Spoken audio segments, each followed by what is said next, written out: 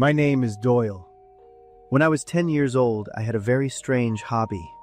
I loved wandering through the woods to find animal bones and bring them home to keep as treasures. My family lived in a neighborhood right on the edge of the forest. Behind our neighbor's house, there was a trail that led deep into the old-growth woods.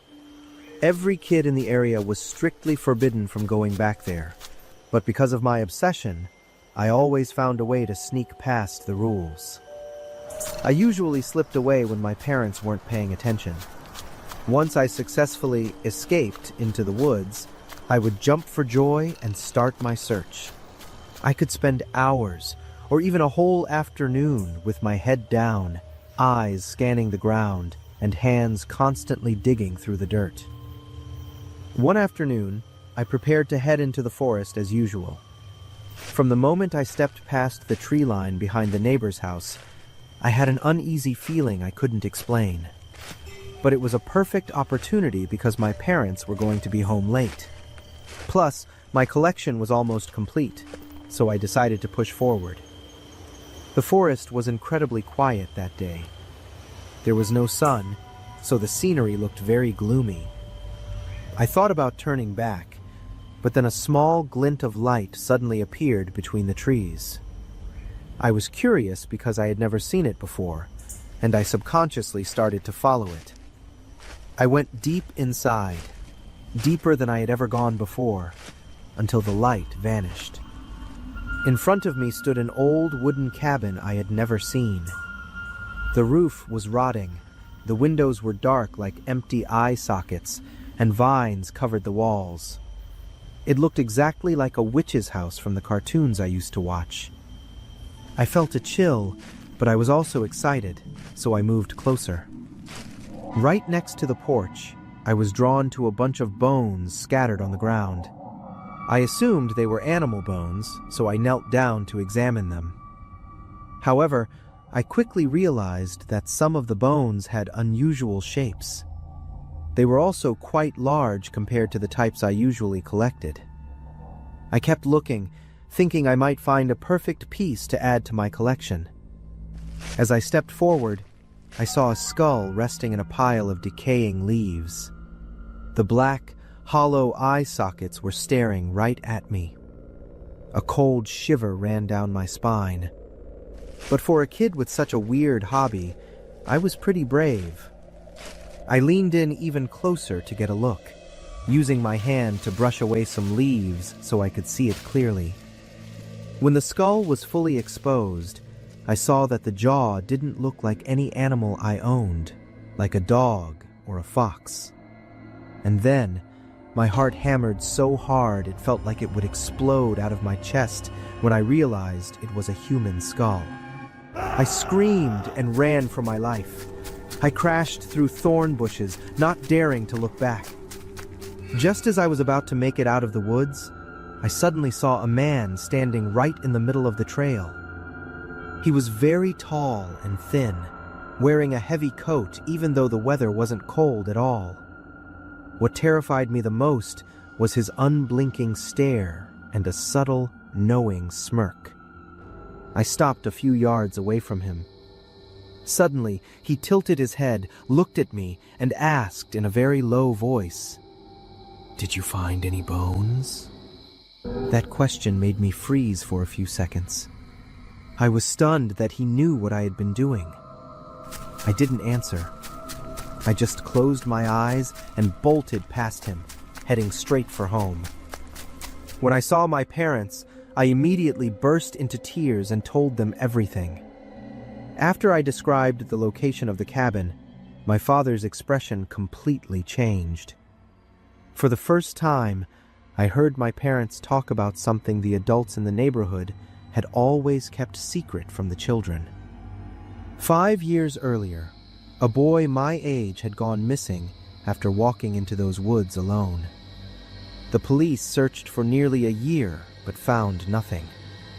After the incident, the boy's parents were so heartbroken that they moved away. The case had remained a mystery ever since. The police immediately cordoned off the forest for almost a week. My parents absolutely refused to tell me what they found inside that cabin. But from that day on, the trail behind the neighbor's house was fenced off, and I was permanently banned from going near those woods again. Whenever I remember it, the fear returns. I don't want to confirm the truth. But what makes me wake up gasping in the middle of the night is the memory of that man on the trail. That unblinking stare and the question about the bones. Was he the killer? And if he was, why was he still there after all those years?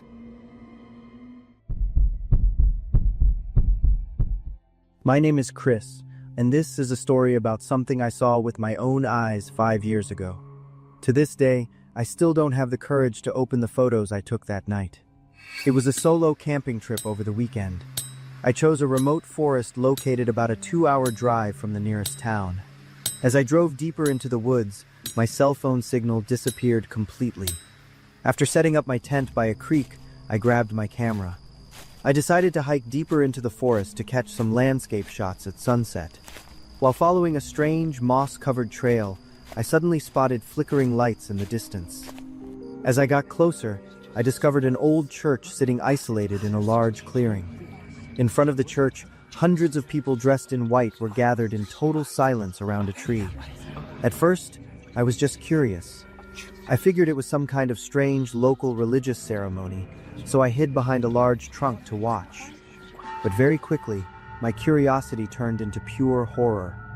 A thin man, with his hands and feet tightly bound, was kneeling at the base of the tree.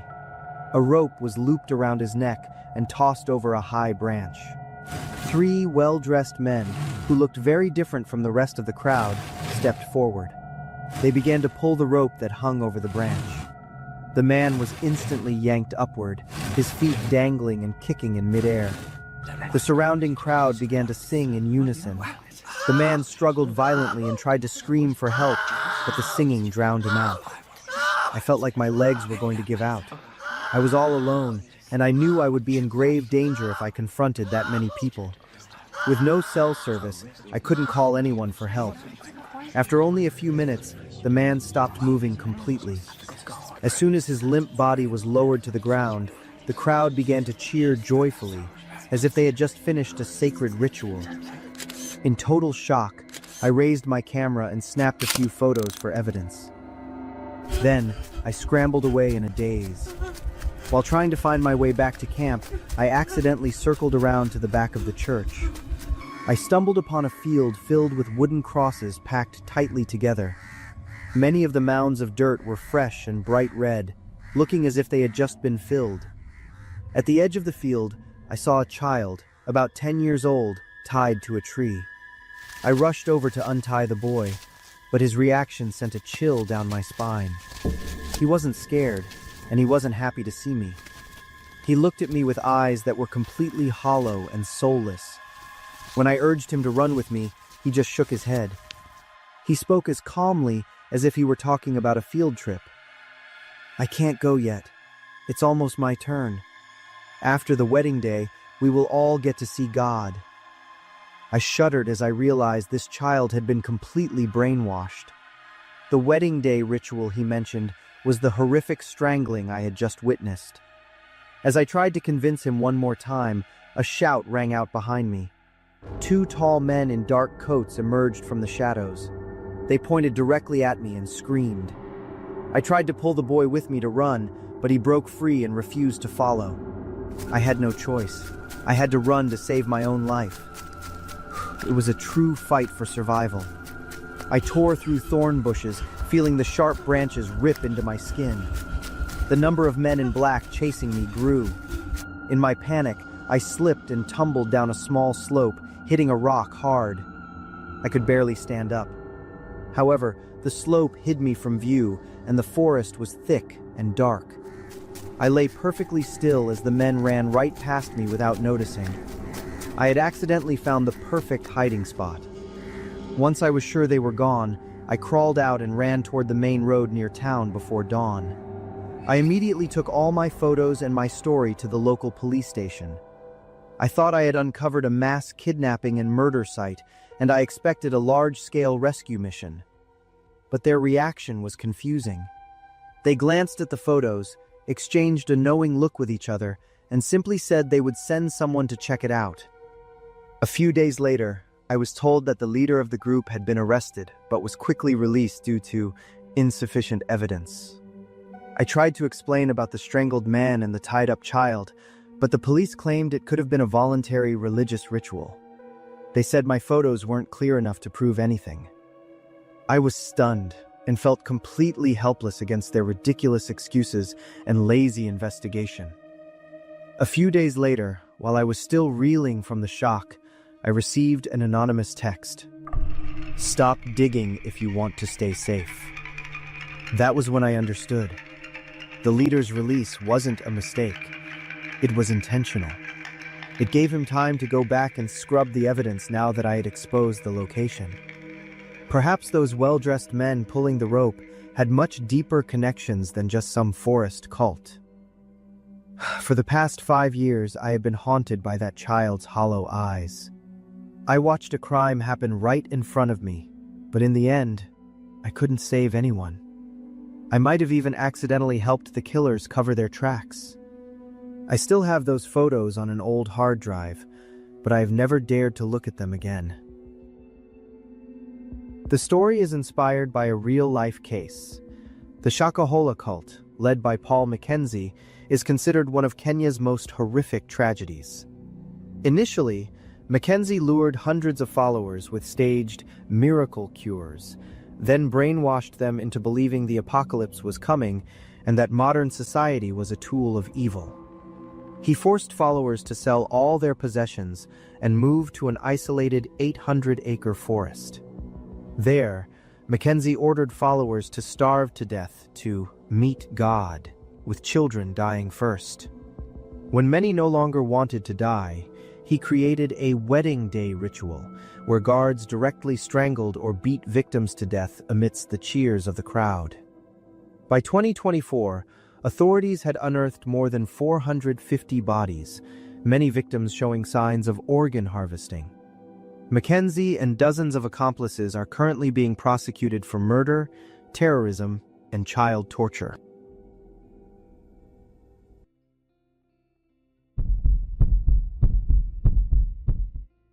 I accidentally saved the monster on a snowy night. I have lived alone in a log cabin deep in the woods of Montana for nearly 15 years. It was the most violent blizzard I had seen in all my years in the forest. In the middle of the night, while I was reinforcing the cabin door, I heard a frantic knocking and the sound of someone moaning. When I opened the door, I was shocked to see a young man in terrible shape, nearly frozen to death. He was shaking uncontrollably in tattered clothes, and his face was as white as a sheet. He kept whispering, begging me to let him stay for just one night. Seeing him like that, I couldn't turn him away. I threw more wood into the fireplace, grabbed a blanket, and made him a hot pot of tea. After he calmed down a bit, he thanked me, though his voice was still trembling. It was clear he had been through something absolutely horrific. I checked on him and learned his name was Philip. He said he had been on a hiking trip with his girlfriend, Mia, to propose to her. Hearing this made me suspicious. This time of year was a terrible time for a long hike. Philip started telling his story through choked sobs, claiming they were attacked by wild animals. He said he had to watch Mia being torn apart right in front of his eyes, unable to do anything to help. He sat huddled by the fire, muttering about the gruesome scene like someone on the verge of a mental breakdown.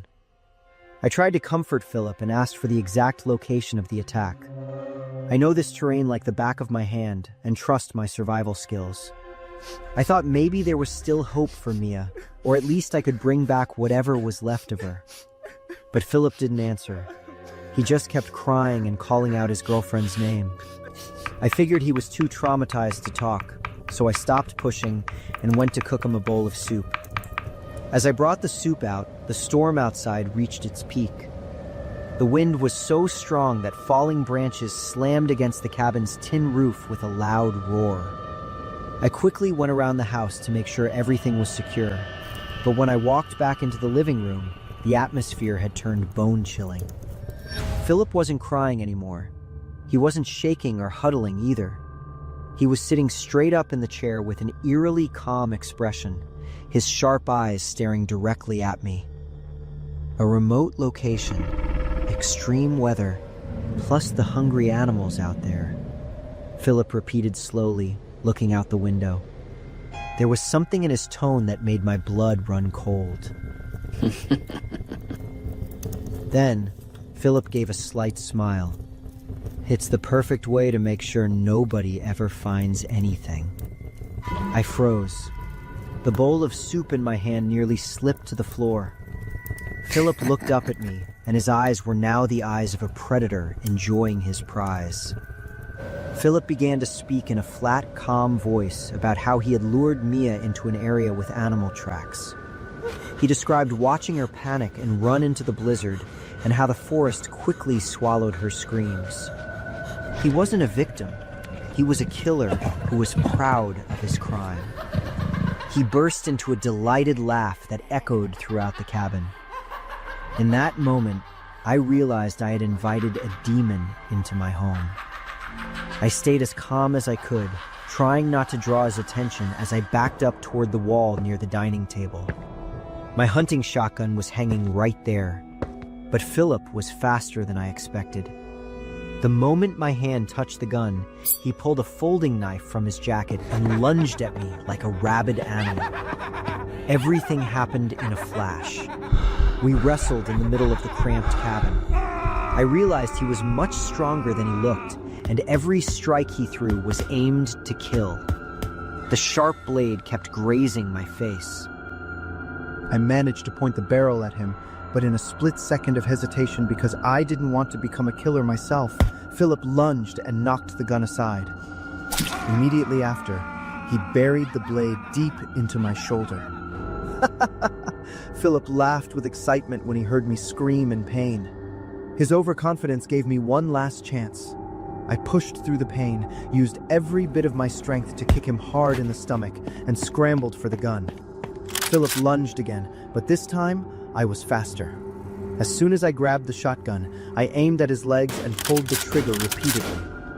But instead of screaming in agony, he just looked down at his wounds and started laughing like a complete madman. I quickly tied him up and secured him to the window bars. Since there was no cell service to call the police, I had to guard this wild animal all through the night and until the next afternoon. The ordeal ended when I handed Philip over to the police and gave them all the information about the girl named Mia. According to what I learned later, the police found traces of the crime. Mia was real, but all that remained of the poor girl were 2 fingers and a single shoe buried in the snow. She had been consumed by wild animals, exactly as his cruel plan intended. Ever since that night with Philip, if a man knocks on my door, I refuse to open it. I thought I had lived in the woods long enough to know what was dangerous, until I opened the door and let Philip inside.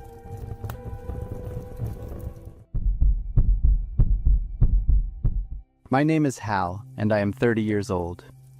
My girlfriend Emily and I are both freelancers.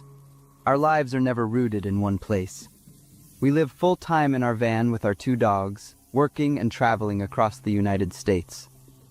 But sometimes, that freedom comes with risks I never truly expected. I will never forget the fateful day of January 24th, 2023. That day, we were camping in a very remote area in Texas.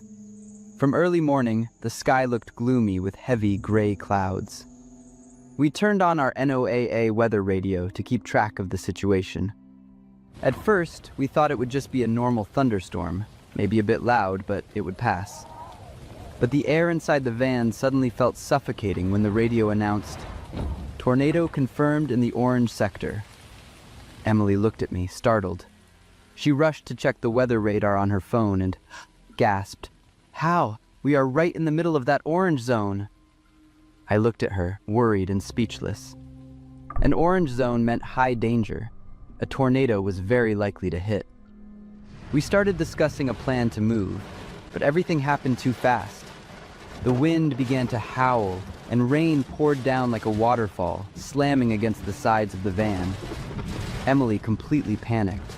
She kept asking me, "Where do we go? What do we do? I can't stay calm, Hal." Because Emily was so upset, I had to force myself to stay level-headed, even though I was just as terrified inside. Our two dogs huddled in the corner of the van. They could sense the tension and the danger in the air. I quickly assessed the situation. The only road out of the area was already blocked by fallen trees and flying debris. Initially, we decided to hunker down inside the van, hoping it would be strong enough to protect us. I pulled Emily close, trying to reassure her that everything would be okay. But that tiny bit of hope was cruelly crushed. The radio blared an emergency alert. A large and extremely dangerous tornado has been located in the area. Complete destruction is possible. Take cover immediately. The phrase, complete destruction, echoed in my head like a death sentence. Suddenly, the van didn't feel like a fortress anymore. It felt like a thin tin can waiting to be crushed. Emily began to sob, clutching me and the two dogs as if it were the last time. Then, the peak of the horror arrived. A strange sound came from the distance. At first, it was a low rumble on the horizon, but within seconds, it amplified into an earth-shattering roar. "What is that? Is that a train?" Emily screamed through her tears. The roar sounded like dozens of freight trains charging toward us at a terrifying speed. I realized that was the freight train sound people always use to describe a tornado. It was headed straight for us. The van began to shake violently against the force of the wind. Everything inside flipped over, shattering across the floor. I could feel the van being lifted, tilting to one side. In a split second, I realized staying in the car was suicide. The van would be tossed like a dry leaf, and we would die inside it. "Move! Get out now! To the back!" I yelled. Pure instinct took over. I threw open the back doors of the van. The wind immediately rushed in, blowing our belongings out into the storm. We grabbed the dogs and leaped out of the van into a storm that was tearing the sky apart. About 10 yards away, there was a shallow drainage ditch filled with swirling mud and murky water. We dove into it. I pushed Emily and the dogs flat against the bottom of the ditch and used my own body to shield them. In that moment, I heard the sound of metal being torn apart right above my head. The screaming wind wasn't just wind anymore. It was the roar of a monster swallowing everything in its path. Dirt, rocks, branches, and pieces of our van flew over us. I squeezed my eyes shut, feeling the freezing, muddy water soak into my skin, silently praying for a miracle. "You're going to be okay, I promise. We're going to make it," I whispered in her ear. It felt like it lasted forever, but in reality, it was probably only 5 to 7 minutes. The eye of the tornado passed, the train sound faded away, and all that was left was heavy rain and the haunting silence of a battlefield. When we slowly lifted our heads from the mud, the landscape was completely unrecognizable. Our van was flipped on its side, twisted like a piece of crumpled paper. Nearby storage buildings had been leveled into piles of brick and scrap. But somehow, we were still there. Emily, the dogs, and I, all of us were soaked, shivering, and covered in mud, but no one was seriously hurt. We held each other tight in the middle of the wreckage, crying tears of joy because we were alive. The decision to leave the van at the last second saved our lives. If we had stayed inside for one more minute, the outcome would have been unthinkable. In that life-or-death moment, love and survival instinct led us to make the right choice.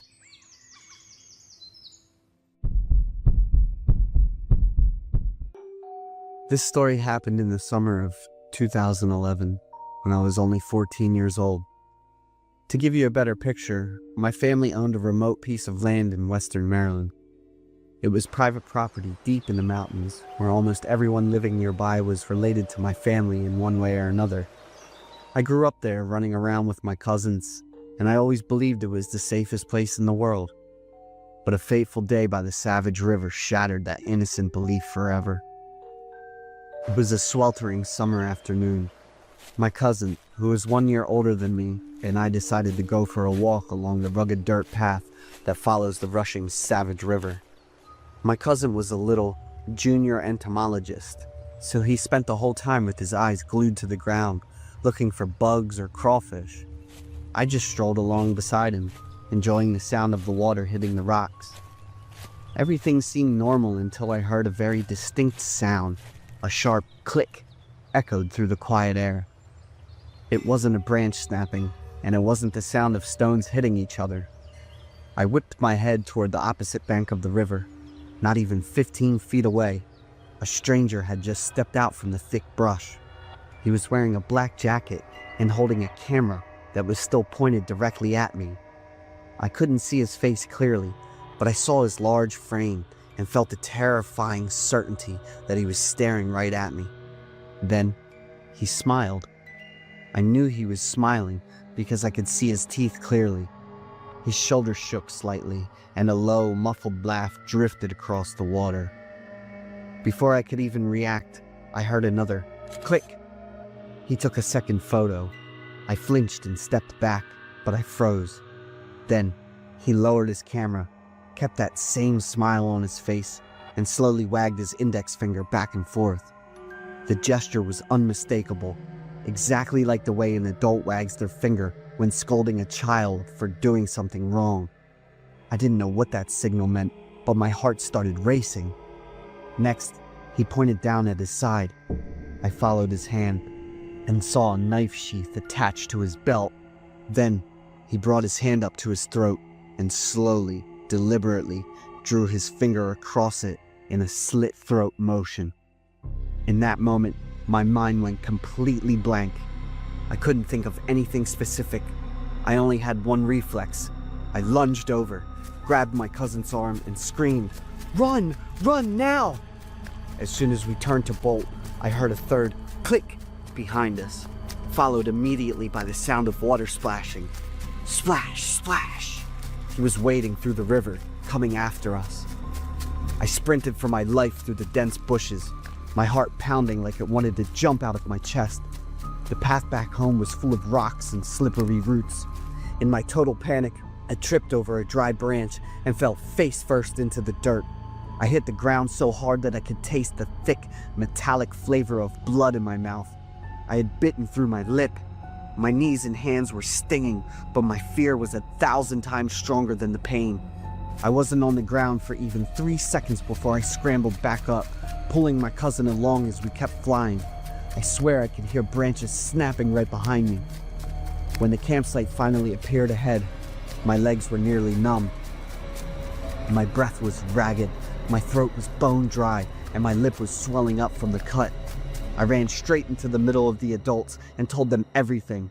I described his throat slit gesture in detail, using both my words and my hands. My grandfather didn't ask many questions. He and a few other men in the family grabbed their rifles and headed toward the river path. The atmosphere turned incredibly tense. They searched for 2 hours. When they came back, they shook their heads and said no one was there. They found no suspicious signs at all. When my mother heard this, she sighed. She looked at me with a stern expression and said I was probably just panicking and letting my imagination run wild. "Look at how you've hurt yourself just being so worked up," she said. Of course, I argued back immediately.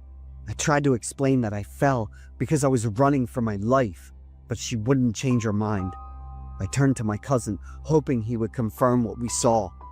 But he just looked at everyone and then at me with a confused expression. He scratched his head and said he only ran because he saw me running, but he didn't notice anything else. He hadn't looked at the riverbank, and he didn't hear the camera because he was too busy looking for bugs. That was the moment I learned what it felt like to be completely alone. I stood there under the skeptical eyes of my family, feeling a horrible sense of helplessness. The thing I wanted to do most right then was kick my cousin. 15 years have passed, but I still remember every detail of that man's appearance and his gestures.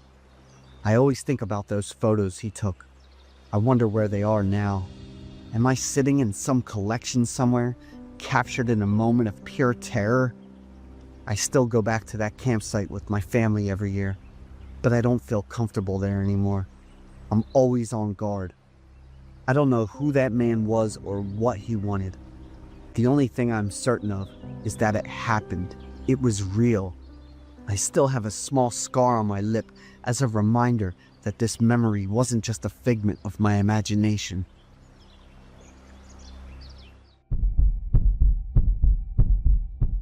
I'm Nicole, 26, and I love life on the road. I converted an old Ford Transit van into a fully equipped mobile home. I came to the mountains of Montana in early winter. That night was December 17th, and the temperature dropped lower than expected. Even in the wilderness, I'd never felt lonely or scared until that night. I fell into a deep sleep, curled up in my thick sleeping bag, feeling safe in my little van. I jolted awake. My phone showed 4:27 a.m. Maybe it was just a tree branch blown against the van by the wind. The sound came again, and it wasn't a branch. My mind told me it might just be a hiker needing help, but no one hikes at 4 a.m. in such heavy snow. I reached for my phone, trembling as I turned on the video recording app. "I know you're in there. I've been watching you." A deep male voice echoed. My throat tightened. I tried to keep my phone steady. "I don't know you. What do you want?" I crawled towards the driver's seat, careful not to make a sound. Through the windshield, I saw a car parked far away, its headlights blazing. "I like the color of the underwear you're wearing." He sounded amused. My heart stopped. How long had he been watching me? "I've called the police. They're on their way." A raspy laugh replied. "There's no cell service here, Lisa. You checked when you arrived, remember? You even complained about it. A pretty car like this must have a lot of doors. I wonder if you've locked them all." I swallowed hard. The passenger window. It wasn't secure, and I hadn't had time to fix it. My survival instinct kicked in. I lunged for the driver's seat. The keys were already in the ignition. The engine roared to life in the dark. The van lurched forward, almost sliding off the unpaved road. In the rearview mirror, I saw the black car also start to move, its headlights aimed directly at my van. My hands gripped the steering wheel tightly, speed rocketing to 55 miles per hour on the slippery forest road.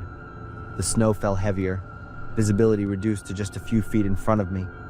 The other car closed in, less than 15 feet from my tail. I could see the outlines of two men behind the wheel. The road suddenly curved.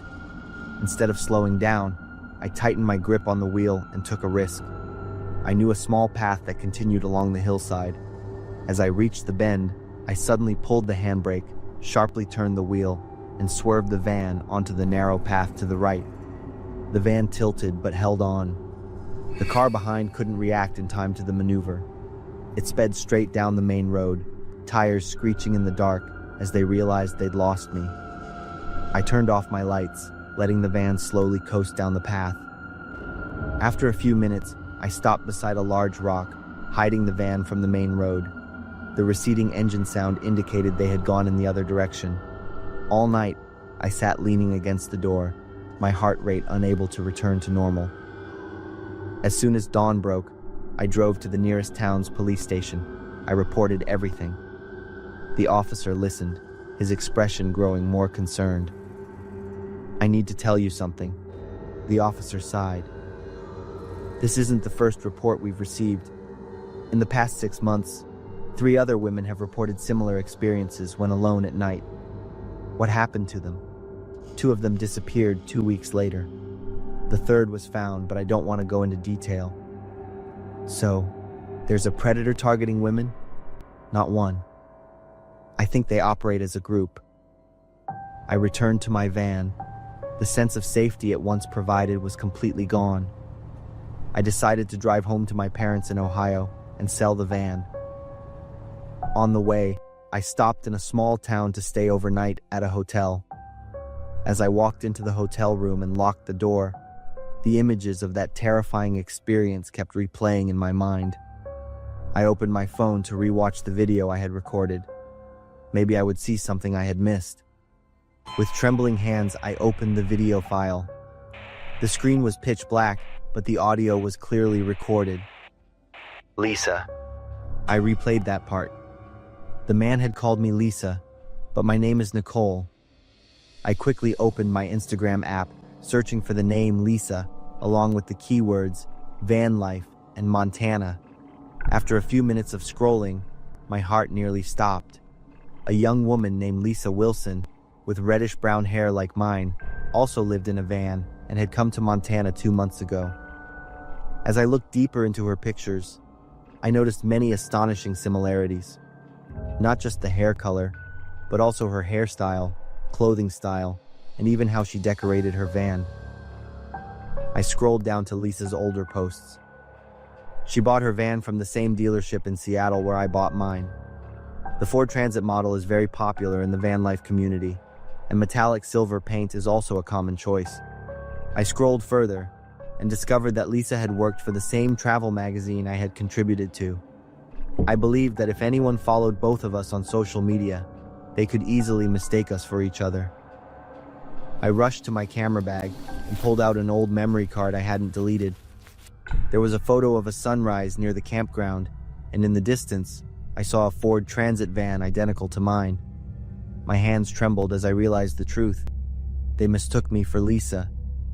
Immediately, I called the police officer who took my report. The police asked me to bring the van to the station for a thorough inspection. My Ford Transit wasn't Lisa's van, but they were almost identical. More importantly, through GPS and gas station data, the police discovered that both Lisa and I had traveled similar routes within the past 2 months. 2 weeks later, I heard that the FBI had arrested 4 suspects at a secluded farm more than 60 miles from me. They found evidence linking them to at least 7 other disappearances in Montana and other states. This network had been operating for years, targeting people living on the road because they had less social contact. Lisa Wilson was not found alive. 6 months later, I'm still trying to rebuild my life in a small apartment in Columbus. I no longer live on the road, but I've never given up on my dream of freedom and exploration. Instead, I'm writing a book about women's safety. In my photography notebook, I still keep a picture of Lisa, the stranger whose life became intertwined with mine by chance.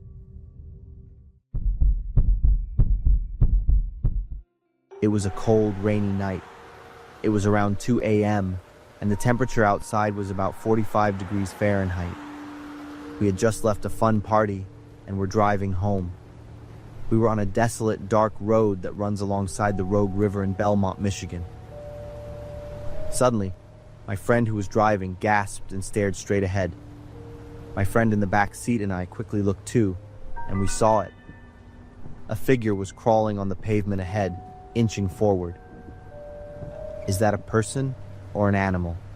I asked, my voice shaking. We drove closer.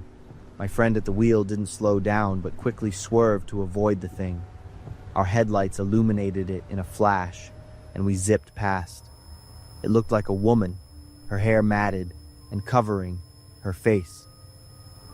Her clothes were soaked, and she was crawling in a bizarre way. She looked like a giant spider scuttling across the asphalt. No one spoke for a few seconds. All we heard was the car's engine and our own heavy breathing. After a quick argument, we turned the car around. Our main feeling wasn't curiosity. It was that our conscience wouldn't let us abandon someone in that kind of situation. When we came back, we saw her more clearly. It was a young woman, maybe in her 20s. She was hunched in the middle of the road in an unnatural crouch. Her knees were pressed together, her feet splayed out, and her body was bent forward. Her head was slowly swaying back and forth. We stopped the car a few yards from her. I stared, trying to analyze what was happening. Suddenly, she raised one hand and moved it up and down rhythmically. Then she abruptly stopped. A few seconds later, she started beating her head repeatedly with her hand. We could clearly hear the thud even inside the car. We were all startled by the woman's action. What truly sent a chill down our spines was her expression. In the headlights, we could see her eyes were abnormally wide open, but they weren't focused on anything specific. Her mouth was agape, but no sound came out. Her hair was drenched and stuck to her cheeks and neck. In that cold, there was no way a conscious person would be in that state. We decided to back up a little to observe from a safer distance. Then she started to laugh. It sounded like a terrifying mixture of a cough and a moan, echoing in the empty space. My friend in the back screamed, "Drive! Drive now!" But the driver didn't react. I couldn't take my eyes off the woman either. She stopped laughing and started crawling toward us. She maintained that bizarre posture, arms and legs straight, head low to the ground, yet her face remained fixed on us. The distance between us shrank. I could hear her raspy breathing. My friend quickly slammed the car into reverse. The tires squealed and we backed up about 30 feet, but the woman didn't stop. She kept crawling toward us, one movement after another, maintaining her pace. Then she suddenly froze, completely motionless like a statue. We stopped the car, watching for a moment longer. We all held our breath, not daring to move. Then, as if someone had flipped a power switch, the woman collapsed straight down onto the road. Her body hit the pavement with a heavy thud. Immediately following was the loud impact of her head hitting the road. I winced, imagining how much that must have hurt. I quickly grabbed my phone and called 911, trying to describe what we had just witnessed. But I struggled with the words. She was crawling weirdly. She was hitting her own head, then laughing, and now she's lying still. The dispatcher tried to calm me down, telling us to stay in the car and wait. While waiting, I couldn't take my eyes off the figure lying on the road. About 10 minutes later, the police and an ambulance arrived. Paramedics rushed over to check the girl's vital signs. I saw them talking urgently to each other, and they quickly placed her on a stretcher. As they lifted her, I caught one last glimpse of her face. Her eyes were still wide but unfocused. A police officer came over to get information from us. My brain was trying to process everything we'd just seen. We were allowed to leave after about 20 minutes of talking with the police. A few hours later, after it was light out, I drove back to the scene alone. What I noticed was some freshly disturbed dirt along the riverbank near the road. This suggested that she had most likely fallen into the Rogue River and struggled to swim onto the road just minutes before our car passed. Over the next few days, the story slowly came together. The woman was named Angela, 28, a student attending Western Michigan University in Kalamazoo, over 200 miles away. She had been reported missing 2 days before we encountered her. Angela's friend said that before she disappeared, she constantly talked about feeling like someone was following her. She was always in a state of high stress and on edge. When she finally woke up in the hospital, doctors explained that Angela had experienced a state of dissociative fugue. This is the brain's defense mechanism when a person faces levels of stress and fear that exceed their coping ability. The brain, unable to process the continuous horror, chooses to disconnect from reality. In this state, patients completely forget their identity. They don't know where they are or what they're doing. They can perform complex actions, like driving a car, but have no conscious awareness of those actions. Some studies suggest that patients in this state may experience hallucinations, hearing voices, or seeing images that don't exist, and acting on invisible commands. The brain creates an alternative reality to avoid confronting the true fear. Angela had been living in that alternative reality for 2 days. She drove aimlessly, without eating or sleeping. Then somehow, she ended up in the Rogue River. The shock of the freezing water must have roused a part of her consciousness enough for her to crawl onto the road, but not enough to fully regain awareness. I still clearly remember Angela's vacant eyes and her strange actions. What exactly had she gone through for her brain to simply stop processing? Angela physically recovered, but she remembers nothing about those 2 days. She went to sleep on a Friday night and woke up in the hospital on a Monday, completely bewildered. I still occasionally drive past that stretch of road at night. I wonder if there is anyone else wandering out there, someone trapped in a fuzzy world, no longer themselves. Have any of you ever experienced or known someone with dissociative fugue? If so, please share your story below. Perhaps your story will help others recognize the warning signs before it's too late.